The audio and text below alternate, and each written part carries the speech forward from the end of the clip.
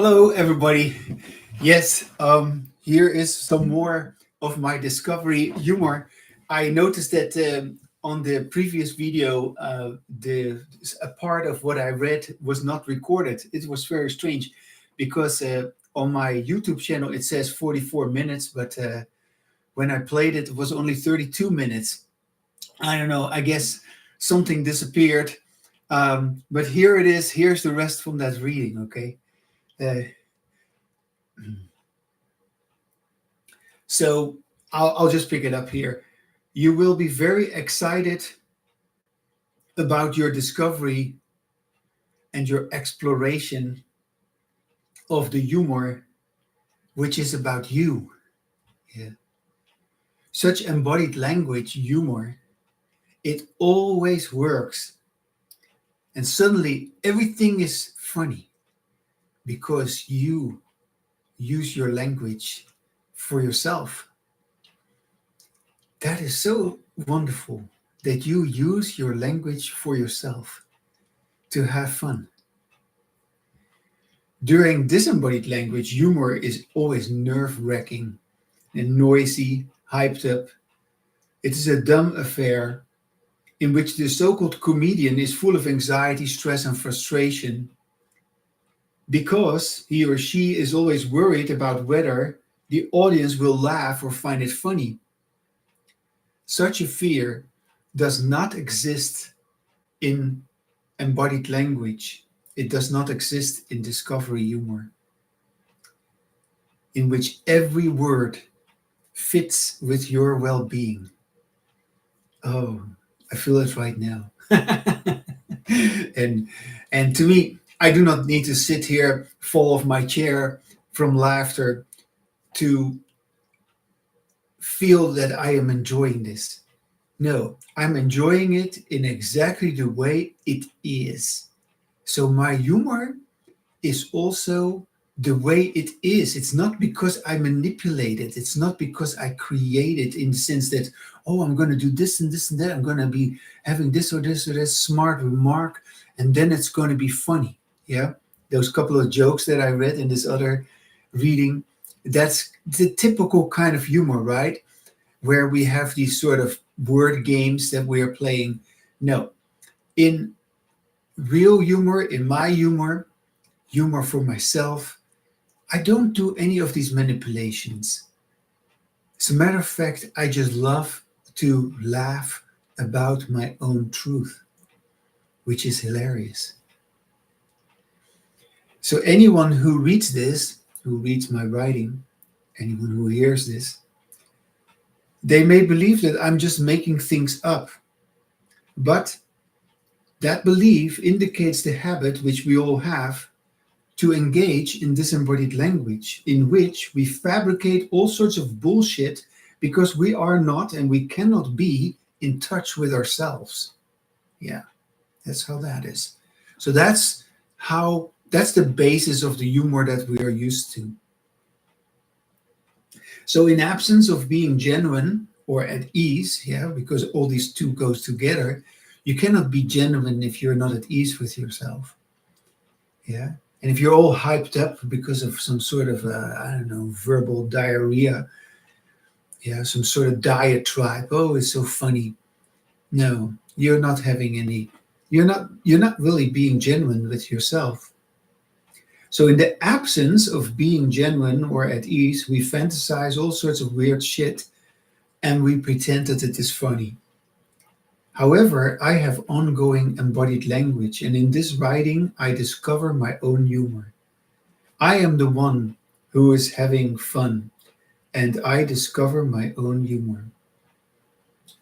I don't care about your inability to have fun because I'm not responsible for you. I'm not here to make you laugh.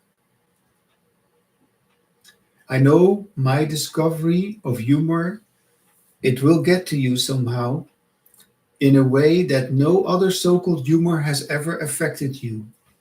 With disembodied language humor, you are used to and you always expect to be overwhelmed by the verbal garbage that someone is loudly spouting. But in my embodied language, Everything is just cool. Everything is calm. Everything is gentle. Actually, you don't even feel that you are being addressed by my humor. You feel almost annoyed because in discovery humor, you are not important. You are not important. You are not important as an audience. And when you begin to talk with yourself, you will find that you are not important as an audience either. And that's where it really gets interesting. That you are not important when I speak about my humor, but you are not important when you speak about your humor either. And that's why it is so funny. Instead of feeling yanked around by all these words, all these concepts, all these different smart ass talk, there is the discovery that the language that you speak in embodied language, it makes you disappear. Yes. You dissolve your identity with your embodied language. Our old disembodied language tendency is to hang on to words. Yeah. But that, once you notice the difference between embodied language and disembodied language, you realize like, yeah, that was not funny. And it actually also doesn't really work for you because you don't say anything that is laughable in disembodied language, but you also don't say anything sincere. You don't say anything funny. You don't say anything meaningful. So I am into my discovery humor because describing how I let go of my language is a great delight. I am sure that you will overcome your discomfort in the same way I did by admitting in your usual disembodied language you are always hanging on to your misery. Yeah. And that is, you're going to find that very funny that you snap out of that. Yeah, that you snap out of your own misery. Supposedly, these words, the words that I'm writing or the words that I'm saying, they, yeah, this is your old perspective, right? Your disembodied language perspective tells you that my words or the words of somebody else, they have to have the same meaning from what you want them to have. But as you can hear me talk, that is not the case. My words, they don't have the meaning which you want them to have. And my humor doesn't have the meaning which you would like humor to have. And if you would read this out loud, if you, yeah, you can read it back on my blog on sound verbal behavior. If you would read it back, you would actually hear yourself say what I've written. And then you'll get a sense of how it appeals to you because you hear yourself. I don't claim to be sharing my discovery humor with you, as it cannot be shared. Now, this is a most peculiar thing. In your usual way of understanding humor, somebody telling a joke and supposedly sharing their humor with you. In embodied language humor, the humor is never shared. The humor always stays with you. You always have your own humor.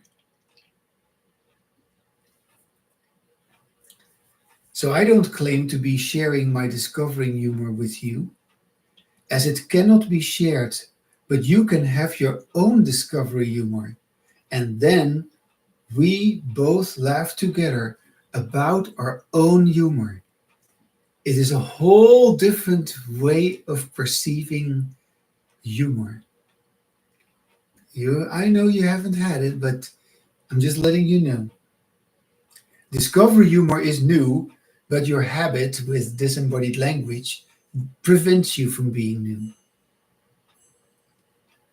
I have stopped my disembodied language, and these words, they derive from my ongoing embodied language. And that's why, to me, these words are so enjoyable.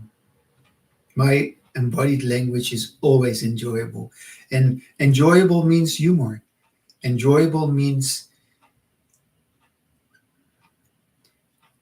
that you are happy, that you're positive. With disembodied language, we cannot laugh. Oh, now we're going into something which is really, really exciting. With disembodied language, we cannot laugh about our logic, but in our embodied language, we discover that our reasoning and our intelligence is the royal path to laughter. Perhaps you have noticed how during your disembodied language, your phony laughter makes your tendency to be rational disappear. So, in your usual phony laughter, you supposedly shouldn't think or you shouldn't be rational, you shouldn't be busy with being reasonable, otherwise, you cannot laugh. So, basically, what is being pushed on you in the usual way of laughing is that your reasoning doesn't matter for laughter. Well, in discovery humor with embodied language, you feel that your rational tendency is the greatest asset in your ability to laugh. A whole different way. Yeah. And as you can tell, my humor is with me. I enjoy it for myself, and you can have your humor for you. Yeah. And once you have that, once you have your embodied language, oh, we are going to have so much fun. Yeah. My weekly conversations with Annemiek, in which we both have embodied language, so enjoyable, so full of laughter, full of pleasure, full of new discoveries, also continuous discovery. During your ongoing embodied language, you inevitably stumble upon your language enlightenment, which is the perplexing discovery of your own humor, the humor that stays with you. And your embodied language stays with you, just like your humor. You don't give it away, it stays with you. You continue with it in spite of the fact that nobody's having it. So you have your own joy, your own perception, your own humor, and your discovery continues in spite of the fact that nobody wants to be busy with it, because that's unfortunately the reality, which I don't see any. I don't see a change in any foreseeable future. But who knows? Maybe it will all of a sudden begin to catch on because people hear this and people begin to explore it. So, in your ongoing embodied language, you will feel so delighted. You will feel so high. You feel so ecstatic. It's just amazing that you can accomplish this with your language. And then, of course, the contrast with your disembodied language, it just becomes bigger and bigger. It becomes more and more hilarious because during your disembodied language, disembodied language is imprisoning. It is negative. It is unconscious. It is energy draining. It is stupid. It is effortful, unnatural. And you always discount your own ability to reason in disembodied language.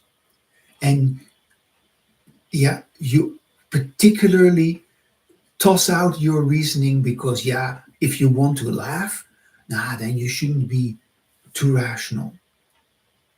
That is such nonsense. But it is such a self denial. So, the self denial of disembodied language prevents you from laughing, prevents you from being truthful about yourself. In essence, disembodied language has convinced you that you are only funny if others find you funny. But your embodied language tells you a very different story. In embodied language, you will discover that you are funny because you find yourself funny in exactly the same way as I find myself funny in this reading of this writing. Yeah. So now I will spend a little bit of time still talking with you just to sort of reflect on this issue of discovery humor without reading anything. And just because something went wrong with the recording, I had to re-record this part, and I, yeah, decide to still talk a little bit with you, um, or with myself, of course, because you are not here. I'm just here by myself, and I'm just talking with myself, and I see what I can come up with to, yeah, to sort of just say something more about this. Oh, I already noticed something interesting. So, what is very interesting with discovery humor is the silence from which you can begin to create humor. Because when you begin to notice that your identity, who you believe to be, dissolves in discovery humor, yeah, all your beliefs, doesn't matter which belief you have, your beliefs basically disappear, and you are talking with yourself in your embodied language, and you are free from all your beliefs. You are free from who you believe to be. You are then without fear, but you also feel totally spacious, or how you want to call it, transparent or conscious, or whatever you want to call it. You are actually without language. So, so the embodied language discovery humor makes you go beyond language. And that is what makes it so enjoyable. Yeah, that is what also achieves your language enlightenment, that your language makes you silent. And so the humor of embodied language, it just leaves you in a space of total bliss. And yes, you can laugh very loud if you want to, if you feel like it, but you can also just really feel like, wow, I'm receiving this precious sense of well being through my discovery humor. Your ongoing embodied language, it always illustrates your language enlightenment. Yeah,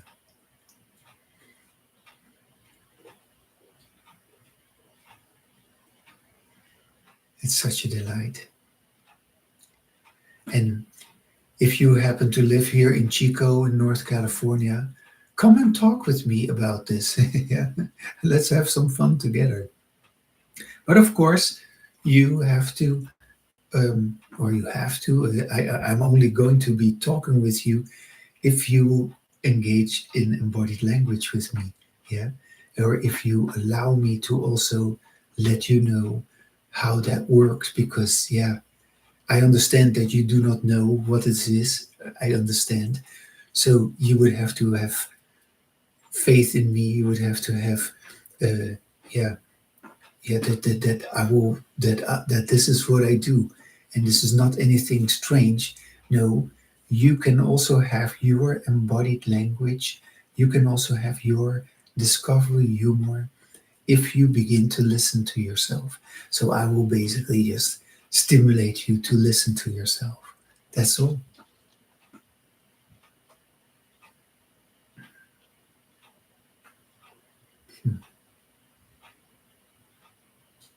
The the future, yeah. I mean, we all know what is going on in the world. We all know of all the conflicts and all the brutality and all the protests and all the riots and whatnot, all the criminality, all the corruption. We all know about that. We all know about the wars. We all know about the divisiveness. We all know. And this is so different. And this can only be had if we pay attention to our language, to our own language, to our own embodied language, by listening to ourselves while we speak. Hmm.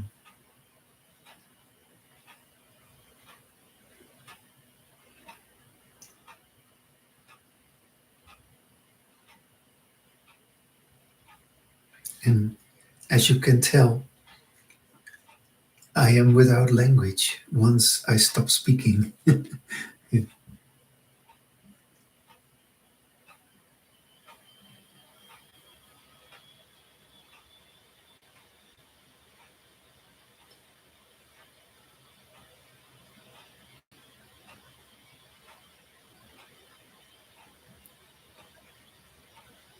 Yeah. Okay, so this was the second part of my discovery humor. Have a good one, and we'll see each other sometime in the future, hopefully. Bye.